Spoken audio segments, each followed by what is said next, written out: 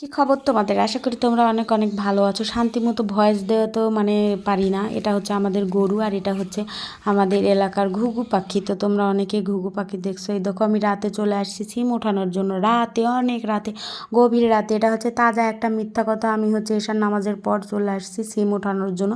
তো যখনই আমি বলি একটা দুঃখের কথা, ভয়েস দিতে লাগবো, মেসেজ দিবে, কল দিবে, কোনো জিনিস পড়বে, মানে যখনই ভয়েস দিতে লাগি তখনই এটা হয়। এই ভয়েসটা 3বার 4বার, এবার 5বার দিচ্ছি। এই 5বারের কেলায় কোনো যদি শব্দ হয় বন্ধুরা, আমি কিন্তু এই ভয়েসটা কাটবো না, বলেই যাব। আর তোমরা যখন আমার ভিডিও প্লে করছো, এই দেখো, দেখেই যাই, ও অন্ধকার দেখাই তোমাদের। আমি সিমটা উঠায় নিয়ে চলে যাচ্ছি, আজকের পর্যন্তই ঘুমিয়ে যাব। তারপর সকালে উঠে দেখো আমি এই যে মাকে হেল্প করার জন্য চলে আইছি। মাকে আমি একটু রসের উপরে যে ফেনা উঠছে এটাই উঠিয়ে দিচ্ছি, এই হেল্প। তারপর সকালবেলা তোমাদের এই সিমের জাংলাটা আমি দেখাবো। আমরা সিমের মাচাকে কিন্তু আমাদের গ্রামের ভাষায় বলে জাংলা, তাই জন্য আমি জাংলা বলছি। আর অনেক ভাষায় আমাকে ভয়েস দিতে খুবই খুবই ভাল লাগে। আমাদের মানে নাটোরের ভাষায় যেমন বলে হবি না নিলে, আর আমাদের বাগমারার ভাষালে হত্যা নালে, এইভাবে বলে। তারপর একটা নতুন ফুলের সাথে তোমাদের পরিচয় করে দিই। এটা হচ্ছে বন্যার ফুল, যেটা ছোটোবেলা অনেক অনেক ফুটতে আর এখন দেখাই যায় না। তাই আজকে আমি দেখতে পাইছি, তো ইচ্ছা মতো একটু ভিডিও করে আনি। আর আমাদের এলাকায় কিন্তু জংলি ফুল অনেক রকমের হয়। এই যে বন্যার ফুল, গাবের ফুল, হিজলের ফুল, তারপরে সোনালুর ফুল। সোনালুর ফুলটা এত সুন্দর লাগে, হলুদ হলুদ ফুল ফুটে। তো তারপরে এই যে কালকে ইফতারি ছিল, সেই কড়াই হাঁড়িটাই মাছছে আমার ভাবি আর মা। তো এই কঠিন কাজ আমি আর করলাম না। তারপরে দেখো এই সুন্দরীর কী অবস্থা, আল্লাহ গো, সব সুন্দরীর কি শেষে এই অবস্থাই হয় না কি জানি না, বয়স হয়ে গেলে সবাই এমন হয়ে যায়। এই ফুলকপির দিকে এখন কেউ আর তাকায় না। তারপর আমি রসুনের কয়েকটা পাতা উঠানোর জন্য চলে আইছি।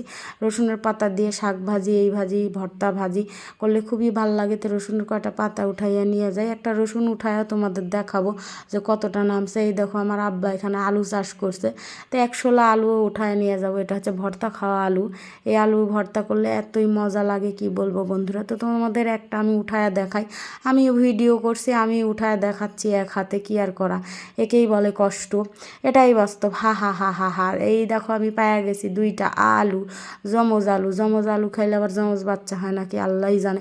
তারপর তোমাদের একটা রসুন উঠাইয়া দেখাই। আই দেখো রসুন উঠাইয়া আমি দেখাবো, কোনটা দেখাই, মানে যেটা একটু বড় নামছে, বেশি নামছে, ওটাই দেখাবো। আই দেখো কি সুন্দর মাশাল্লাহ রসুন নামছে। আরও 1 আধ মাস পরে এই রসুন উঠবে, তারপরে 1 বস্তা নিয়ে যামনি এই রসুন। তারপরে তো আমার দেখাবো পেঁয়াজের আলের, মানে হচ্ছে যে পেঁয়াজ, যেটা পেঁয়াজের বিচি বোনা পর যে পেঁয়াজ হয় তাকে বলে আলের পেঁয়াজ, সেটাও দেখাবো। আর আমার ভাইকে বললাম যে 100লা আলু উঠায় আমাকে দে, আমি বাসায় নিয়ে যাব। এটা হচ্ছে পেঁয়াজের আলের পেঁয়াজ, যেটা পেঁয়াজের বিচি বোনা পর এই পেঁয়াজ তারপরে লাগানো হয়, সেটা বলে আলের পেঁয়াজ। আর ছোট্ট ছোট্ট যে পেঁয়াজ লাগানো হয় সেটাকে বলে ল্যালা পেঁয়াজ। এই দেখো পেঁয়াজ নামছে। এই পেঁয়াজ কিন্তু সারা বছর থাকবে, কিন্তু লালা পেঁয়াজের যেটা ফুলকা হয় সেটা সারা বছর থাকে না। এই দেখো আমার ভাই এসে আমাকে আলু উঠায় দেওয়ার জন্য চলে আইছে। তো আমার ভাই 100লা আমাকে আলু উঠায় দিবে, যেটা আমি বাসায় নিয়ে যাব। এই জন্য রোদের মধ্যে কষ্ট করে আমার ভাই আলু উঠায় দিচ্ছে। তারপরে তোমাদের দেখাবো এই ধইনার ফুল। অনেকেই দেখোনি, দেখো বেশি করে দেখো ধইনার ফুলটা কত সুন্দর। ধইনার ফুল এবং বিচিও চলে আইছে, এটা কিন্তু সবুজ এখন কাঁচা তাই। তারপর ন্যাংরা আমের কি গল্প বলবো, ন্যাংরা আম ছিল আমের রাজা। তো ফজলি বলছে আমি এত বড় আর তুই রাজা, এই জন্য মারামারি গুতাগুতি লাগে ন্যাংরা হয়ে গেছে, তারপর থেকে আসছে ন্যাংরা আম। তো সবাই ভালো থাকো, আল্লাহ হাফেজ।